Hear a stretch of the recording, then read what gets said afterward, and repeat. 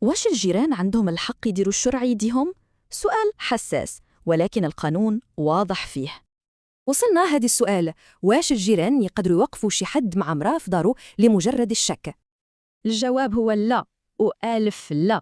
ودابا أجي نفهموا علاش القانون كيمنع هادشي بشكل قاطع. القانون واضح، الشك بوحده ما كافيش، خاص يكون دليل قاطع. هذه هي النقطة الأساسية. شوف، كاين فرق كبير بين الشك والدليل.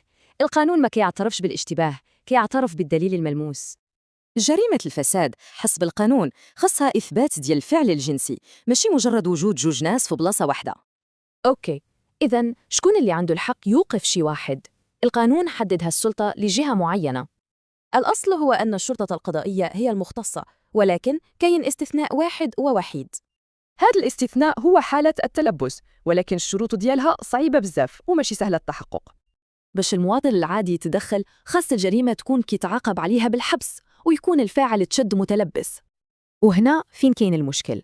كيفاش الجار غادي يثبت التلبس وهو برا والناس الداخل في دارهم؟ باش يثبت خاصو يدخل للدار، وهنا كيصطدم بواحد الحاجز قانوني كبير: حرمة المسكن. حرمة المسكن خط أحمر، ماشي غير القانون الجنائي اللي كيحميها، بل حتى الدستور. يعني دخول أي دار بلا إذن قضائي كي تعتبر جريمة، نقطة نهاية. وهنا فين القضية كتقلب، الجار اللي بغى يتدخل ممكن يلقى راسه هو اللي متابع قانونياً.